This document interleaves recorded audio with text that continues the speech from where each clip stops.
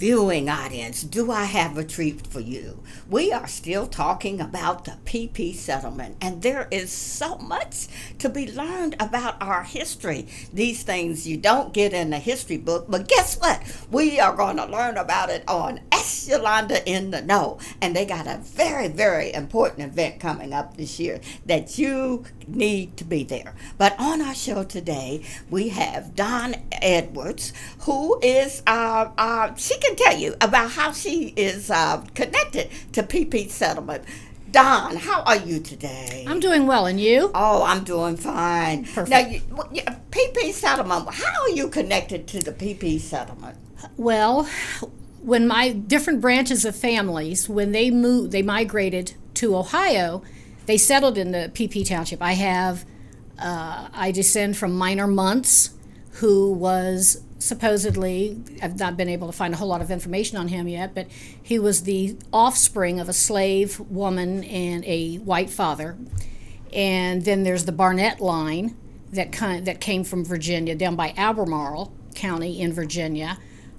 Minor Muntz came from White Sulphur Springs, which at the time was in Virginia, but that's now is in West Virginia now, with border changes. And then Henry Harris is my third great-grandfather, and he came from Virginia and migrated up here and amassed a substantial amount of land. So did Minor, a substantial amount of land. And when they decided to run the train, they needed to put the train going through the area, through Harris Station. They basically named it Harris Station, and they chose Henry Harris's land because he was the only person around that could read and write. So the train had to stop there for the mail, and they would just drop off the mail back every time they had to go through. Okay. Do you know what city in Virginia that was in? I do not off the top of my head, because Okay. I've seen him saying, I've seen that he, on his death certificate, says he was born in Virginia. His discharge paper says was born in Virginia, but then somebody else told me it was in Person County or Granville, North Carolina. So I believe I'm going to go with the death certificate and the military record. Okay, with the Virginia. That it he was was Virginia. born in Virginia. Yeah, Okay. probably around Halifax is where I'm guessing. Okay, but and he was a Harris too. All right. He was a Harris. He was a Okay. free person of color. He was never one that was enslaved. His father was Elijah Harris, and he was a free person of color. When he was age of 7, I think his mother died, and he was apprenticed out by his grandmother to someone to learn a trade, and he married a woman named Betsy, and they had a large family. I'm going to say a passel of babies, but yeah, they had a large family, and I don't have a whole lot on them because I've not had the opportunity to go down to Virginia. Yes. But Henry came up north, and I have been in his cabin that he had. It's in PP? Well, down in that area. It's in Harris Station, wow. which is all part of what they consider the PP settlement. Oh, okay. And it was, unfortunately, when I saw it, it was unfortunately covered. Someone had covered it up in vinyl aluminum siding. But I've gotten the chance to tour through it. It was very, very nice. Bev Gray, who I know you've spoken with, yes. was wonderful and helping. Yes. She lived there after her marriage. She lived in the cabin. But then the gentleman that owned the land where it was at then, he put siding on it, and then it eventually got torn down. So I did get a chance to videotape and see it. Oh, so you do have that on tape. That's awesome. Yeah. Now, you know what? When you talked about being a free slave, most of us, and I always thought that free slaves had the same privileges as the white folks. And then I found out that they didn't. Could you are you familiar with some of the barriers that were put in place for the free slaves, the challenges and things that they had to go through? Well, they were coming up through Pike County. Pike County was a particularly racist area. I think even into the 1960s, it was still considered a sundown town, where blacks weren't allowed in the city after dark. But they came through there, and they were never. He was never a freed slave. He was born free, and. Yeah, he's born free. He was born free, so it was a little bit different. Supposedly, from what I understand from some research, his father was part Native American or Native American, but the federal government doesn't recognize that because they only recognize you if you attended one of the Indian schools, and he never did. So. So how was he? How did people what did they consider him, or did they just was he considered Native American or? Mulatto? Mulatto. He was considered a mulatto. Yeah. His discharge papers that I have has him listed as his complexion as being yellow. No. Okay. Wow. Now. PP seems to be, when I talk to people that went there, that a lot of people want to go back there, and I guess particularly to Eden Church. Could you talk a little bit about that? I mean, it seems like maybe once or every year, people that grew up in that settlement, they want to come back and meet everybody. Well, I go down there regularly just for relaxation, or if I just de-stressing or whatever. I will drive down there and will go to the cemeteries. I'll go to the Eden Baptist Church Cemetery and walk around there and talk to my relatives, my ancestors that are there. There's also a cemetery in Harris Station, that's the Roberts family cemetery, and there's a lot of family members I have there, so I go there frequently as well. Was just down there this past Saturday, and they had a fish fry, and Shirley and I went with a few other people, and we went to the Barnett Cemetery and the Davis cemeteries, which are both overgrown, and we're looking at trying to see about getting them spiffed up and maintained, cleaned up and maintained, because we were in weeds up to my knees. Ooh, wow. But it was still fun. Wow.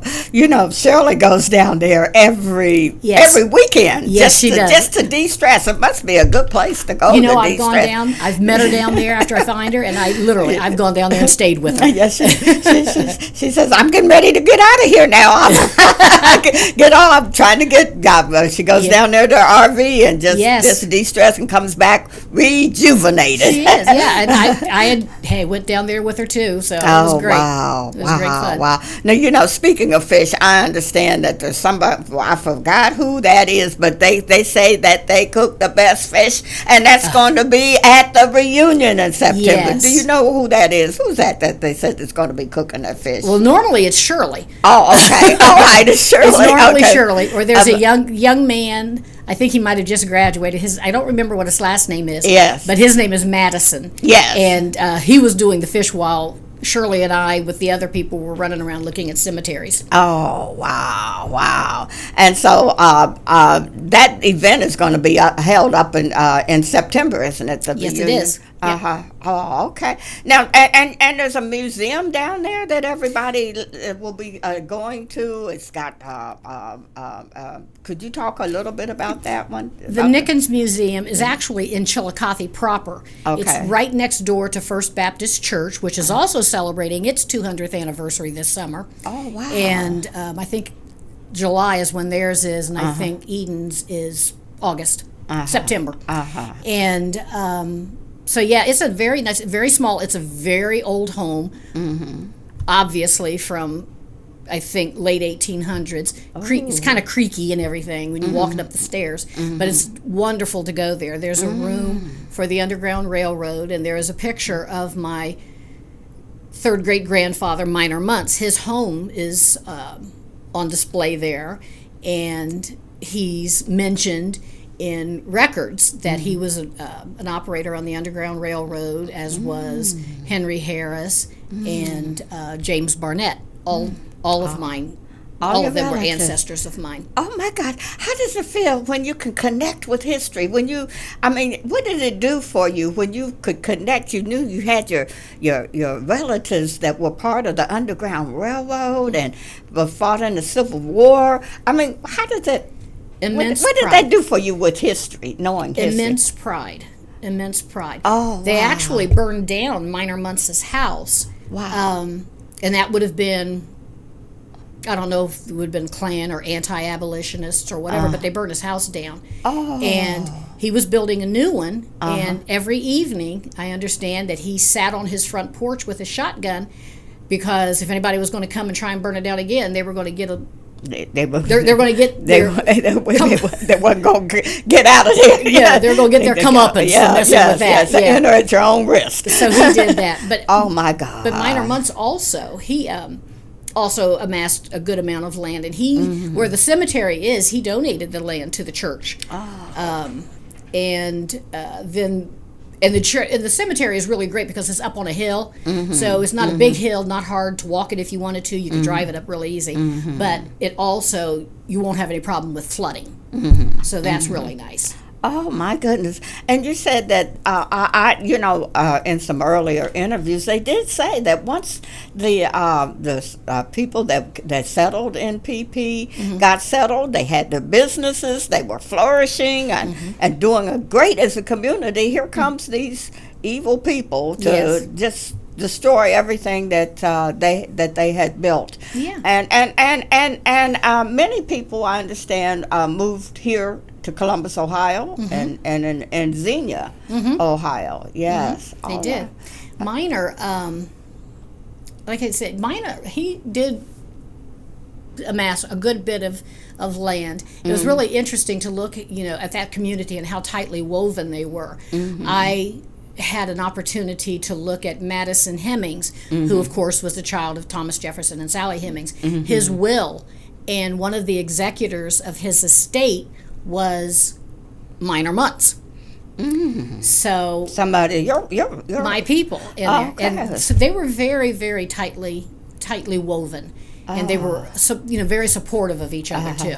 So that was really a community, and it seems like you're still a community, even though people have left the PP settlement. People come back. They talk about coming back and meeting over there at Eden Church and everybody fellowshipping and rekindling relationships and everything. It says it says a lot about that community and how you didn't forget each other. It seems like you still stay connected. They do. I remember as a child, what they used to call the basket Sundays. And we would go to church in Chillicothe. We lived in Chillicothe, so we would go to church at First Baptist, and then later in the afternoon, you'd go, after that church service was over, you would drive out to either London, Ohio. They had one, Big Rock, which is further in Pike County, Eden, and I can't remember what the other one was, but you did basically, they called them basket Sundays because you brought a picnic basket to feed your family, and you sat outside under the trees in a little lawn chair and ate, and then you'd go back in for church service when they were ready in that respective church. I remember Eden had a couple of outhouses, and I remember being very young and my mother taking me. My mother and father both bring me there for church, but then I remember my mother taking me into this outhouse to go to the bathroom. And I took one look at it and about flipped out. Yes. And she got me settled down to go on ahead and do it. She said, "You're not going to sit on it." So she had me all together, and it was great. It was great. It was great. All right. Now, what can people expect when they come to the reunion? And it's not family reunion; it is the PP settlement reunion. Yes. What can they expect when they come in? Welcome. They will be so welcome, and they're going to feel welcomed. Wow. It was too many different families, and to have individual family reunions. Do it as the PP settlement and get everybody. All right. And that's going to be held what dates again? I think it's September 7th. September the 7th. And you can go to the Facebook page, and also at the end of this video, we'll have more information on how you can be at this year's PP Settlement Ross Pike County reunion that's going to be in September.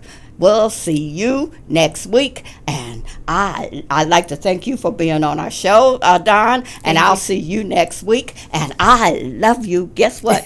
And you can't do anything about it. Thank you for having me. You're welcome. Bye-bye. Bye-bye.